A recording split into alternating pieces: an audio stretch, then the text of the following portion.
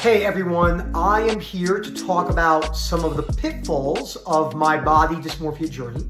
And this goes for anyone that's struggling with fitness in general.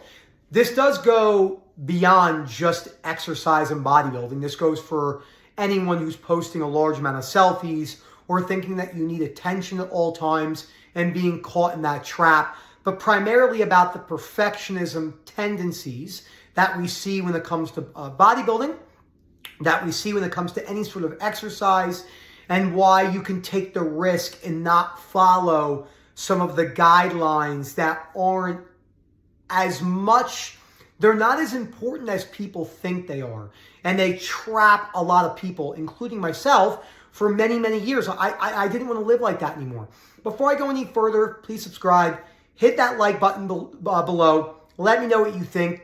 I would imagine there's going to be some people who really disagree with this. Totally fine. If you would have showed this to me for about 15 years, I probably would have told you that you're a fucking idiot, that you're a moron, that these people are the best, and these people that we take advice from are awesome for the most part, and they're very intelligent. But I think most of them are trapped, how I was trapped, and I finally have come out the other side of that, and it took me a long time to see that, a long time. So there's nothing inherently wrong with tracking your macros or your programs or being specific about the way you want to train. If you look at a world-renowned athlete in anything, marathons, sprinting in any distance, swimming, CrossFit games, anything like that, top-level bodybuilding, there's a lot of sacrifices that come into that, but people, in my opinion, are not educated on the sacrifices of when that comes to an end or what you're missing out on in the psychological sense.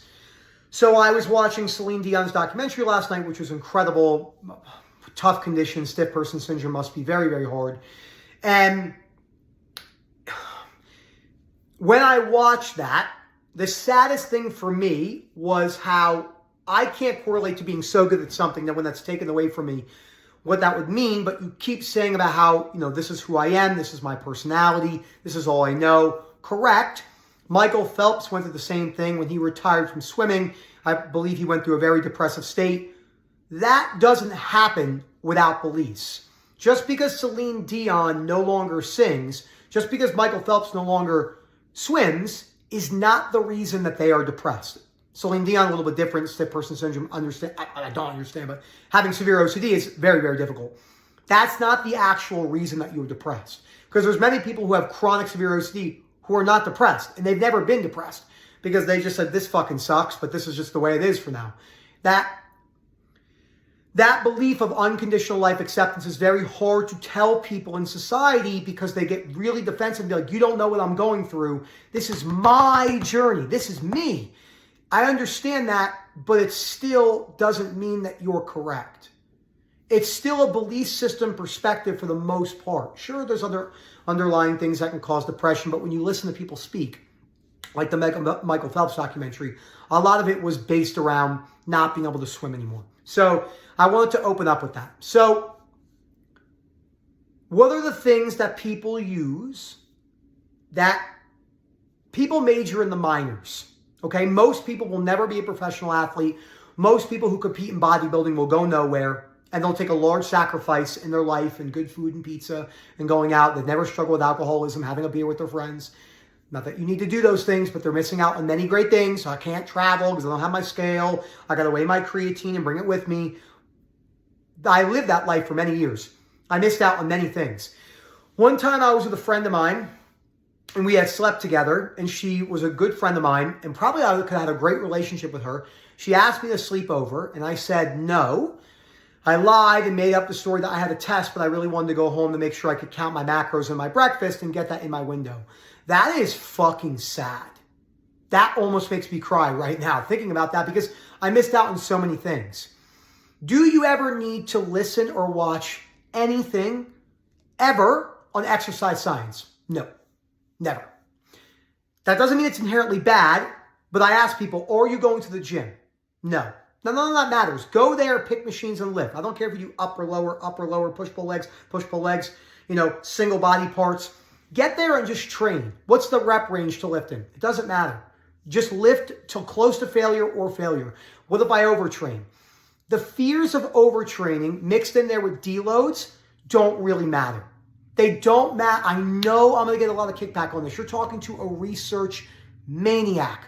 I was a member of every single fucking review, mass research review, followed every single thing by Lane Norton, every single thing by Greg Nuckols and Eric Helms and Renaissance Periodization. Oh my God, Mike, I can't remember his last name. Anyway, it's all great. Dr. Mike Israetel, all intelligent people, all, in my opinion, very stuck with this perfectionistic lifestyle, arguing with people on the internet. You're 40, 50 years old. I get it. I get it. I get it. I looked at that whole industry and I said, I want nothing to do with that anymore. I don't want to think about it anymore. And I didn't mean like in the intrusive thought way. I knew it was going to be there in my mind until I broke the belief down. But I said it in practicality. I didn't want to live that life anymore. I want to do cardio how I want to do cardio. If I want to do cardio 6 days a week and I want to train, some reps will be 4. Sometimes I do the tricep push down and only get 3 reps. And I have a blast doing that. What? 3 reps of the tricep push down? No, you're going to get more stimulation from that. This is a total trap. It's a fucking trap. Please hear me out here. Please try to escape this world. Okay?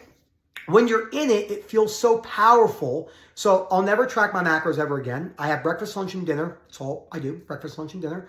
I eat what I want, primarily whole foods. We went out on Saturday date night, went to a new pool place called Crooked Q, downtown Colorado Springs. Then we went out for pizza to support my buddies. Pizza place called Slice 420. Great story, great mission behind the story. And then went out for froyo afterwards. Not the end of the world. It's not an everyday thing, but I went out and do it. There's not even a thought that goes through my mind of am I going to be bloated. Dude, I would have never hiked from the ages of 20 to 30. You hike? You can't hike, man. There's too much cardio. You're going to lose muscle mass. Like, you know how many times I would like look down at my arms and be like, oh, fuck, dude, my arms look skinny in this shirt. Like, it doesn't look good. Oh, the peak of my biceps not looking as good. Oh, my God. Like, it's not. I was trapped. I did not want to live like that anymore. So I had to go, okay, no more exercise science research ever again. It's something I had to do. Not everyone has to be this severe with it. Some people have to make different decisions. I was like, I'm not looking at research ever again because that was a big compulsion for me. I'm never going to worry about deloads. I might lift for 6 years straight. I don't know. I don't care. Lifting needs to be fun for me again. And I didn't need to chase that like it needed to be fun, but I wanted it to be fun. So I had to stop all. And this is not against any of these people. You know, all the people I just mentioned, the Matt Oguses of the world, the original people, you know, Chris Lovatos of the world, all these people, my friends that worked for Renaissance Periodization, I backed away fully from that. That world to me is a life trap. It's a massive life trap. Again, when you're in it, you feel powerful. And I know I'm going to get kicked back on this. That's okay. I'm ready for it because I would have given myself the same kickback. Now that I'm outside of it, looking bird's eye in, it's more than a trap. I know I use a life trap, but if I was to dramatize it, it's fucked how bad it is. Go to the gym, work out how you want, do as much cardio as you want, train as heavy as you want or as non-heavy as you want. It's a piece of life. Lifting isn't even, it's a luxury. It's a luxury in life. It's not even that important in the grand scheme of life. Even the people that have made careers out of training in any sport, a lot of them when interviewed later in life, not everyone, maybe I wish I was a little bit more attentive with my family. You can kind of see it in their eyes. It's really sad. And they've made $40 million from sponsorships in the Olympics.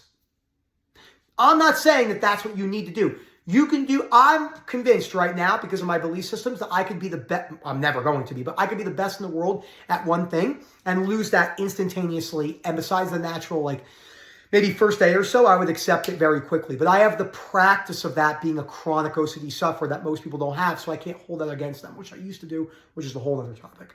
But I didn't want to deload anymore. Maybe I lift every day. I've been lifting 2 hours a day from 5 to 7 in the morning with like a lot of HIIT cardio and sled sprints and having the most fun I had in so long. I didn't have fun anymore in the gym. It wasn't fun for me anymore. I hated that.